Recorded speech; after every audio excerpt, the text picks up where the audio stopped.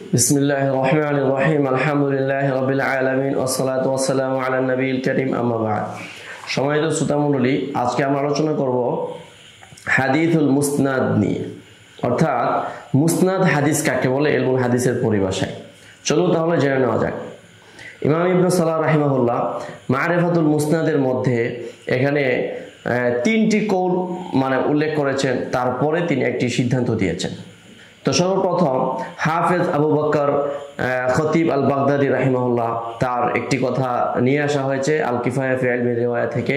সেখানে ইমাম হাফেজ খতিব বাগদাদি রাহিমাহুল্লাহ তিনি বলেছেন যে মুসনাদ কাকে বলে। মুসনাদ বলা হয় আল মুসনাদ হুয়াল মুত্তাসিল। তো আমরা তার আগে একটা শাব্দিক অর্থটা জেনে নেই। মুসনাদ আমরা সহির তারিফের মধ্যে আমরা পড়েছি হুয়াল মুসনাদ মুসনাদ আল্লাযী ইয়াত্তাসিলু ইসনাদু। তো মুসনাদের একটা শাব্দিক অর্থ হলো অর্থাৎ সনদের মধ্যে সম্পৃক্ততা থাকা, অর্থাৎ তার মধ্যে ইত্তিসাল বিদ্যমান থাকা।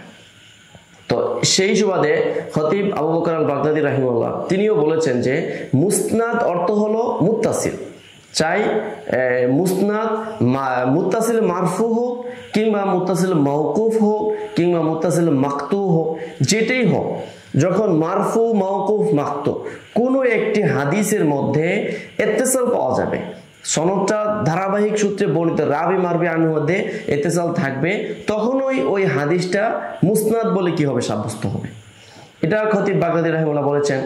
তারপরে হাফেজ ইবনু আব্দুল বার আল আন্দালুসি রাহিমাহুল্লাহ তিনি আত-তামহিদ লিমা ফিল মুআত্তামি আল মাআনি ওয়াল আসানি, সেখানে তার এই কথাটা উদ্ধৃত হয়েছে। তিনি বলেছেন যে মুসনাদ কাকে বলে। হাদিসুল মুসনাদ বলা হয় আল মুসনাদ বিমানা আল মারফু। মুসনাদ অর্থ হলো মারফু হাদিস। চাই মারফু হয়ে এখন দুই অবস্থা, হয় মারফুয়ে মুত্তাসিল হবে অথবা মারফুয়ে মুনকাতি হবে। তো মারফুয়ে মুত্তাসিল যদি হয়, যেমন এরও একটা উদাহরণ তিনি দিয়েছেন, যেহেতু মুয়াত্তা মালিকে সরা করা হয়েছে, সেখানে তিনি বলেছেন যে মালিকুন আন নাফি আন ইবনে ওমর আর রাসূলুল্লাহ সাল্লাল্লাহু আলাইহি সাল্লাম। মালিক আন নাফি আন ইবনে ওমর আর রাসূলুল্লাহ সাল্লাল্লাহু আলাইহি সাল্লাম, এখানে হাদিসের মধ্যে ইত্তিসাল আছে, আবার এটা মারফু, তাহলে এটা হলো মুসনাদ। আবার তিনি বলেছেন মালিকুন আনি জুহরি আন ইবনে আব্বাসিন আর রাসূলুল্লাহ সাল্লাল্লাহু আলাইহি সাল্লাম। এই উদাহরণটা দিতে তিনি বলেন এটা হলো মুসনাদ, তবে মুসনাদে মুনকাতে। কিভাবে, যে এখানে জুহরি রাহিমাহুল্লাহ তিনি কি করেন নাই, ইবনে আব্বাস থেকে তার সামাআত নাই, তাহলে এতে করে বোঝা যায় এখানে ইনকিতা হয়ে গেল, আদমে ইত্তিসাল পাওয়া গেল। অতএব তিনি বলেন যে তবে এটাও মুসনাদ। তো দুই মুসনাদের মধ্যে পার্থক্যটা কি, যে মুসনাদ মানে যদি মারফু ধরা হয় তাহলে এখানে এক ধরনের মুসনাদ হয় মুত্তাসিল, আরেক ধরনের মুসনাদ ধরা হয় মুনকাতি।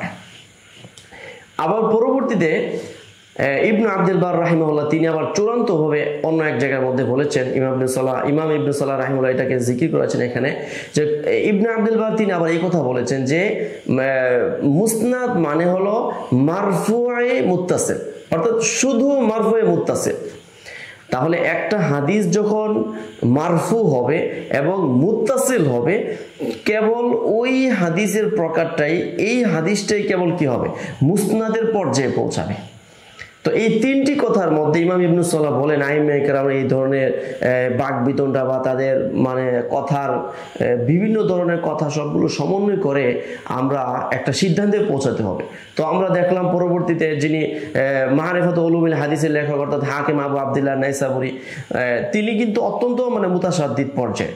তিনি তার কিতাবের মধ্যে কিন্তু সেখানে অন্য কারো কথা উল্লেখ করেননি, কেবল হাফেজ ইবনে আব্দুল বার রাহিমাহুল্লাহ এই কথাটাই উল্লেখ করেছেন এবং পরবর্তীতে জুমহুর আইম্মায়ে কেরাম এই কথাটাই গ্রহণ করেছেন যে মুসনাদ মানে হলো, মুসনাদ অর্থ হলো মারফু আল মুত্তাসিল, যে হাদিসটা মারফু হবে এবং মুত্তাসিল হবে, কেবল ওই হাদিসটাই হবে মুসনাদ। তাহলে আমরা দেখতে পাই যে এই কথাটার উপরে সকলের ইজমা হয়েছে বা সকলের এটা সিদ্ধান্ত, তাদের মতের মুওয়াফিক হয়েছে। তাছাড়াও যারা শাব্দিক অর্থে মুসনাদকে নিয়েছেন, খতিব বাগদাদি সহ যারা নিয়েছেন, তাদের কথাটাকেও ফেলে দেওয়া যাচ্ছে না, কারণ মুসনাদের মৌলিক অর্থের মধ্যে এই কথাটা আছে ইত্তিসাল। অতএব ইত্তিসাল যদি হয় তাহলে তাদের কথাটাও সঠিক হচ্ছে। তবে আইম্মায়ে কেরাম, আকসার আইম্মায়ে কেরাম এটার উপরে একমত যে মুসনাদ মানা তার অর্থ হলো মারফু আল মুত্তাসিল ফাকাত। তো মুসনাদ সম্পর্কে আমাদের আজকে আলোচনা এই পর্যন্তই। পরবর্তী আমাদের আলোচনার জন্য অপেক্ষায় থাকুন। পরবর্তী আমাদের আলোচনা হচ্ছে মাওকুফ নিয়ে, মারফু নিয়ে।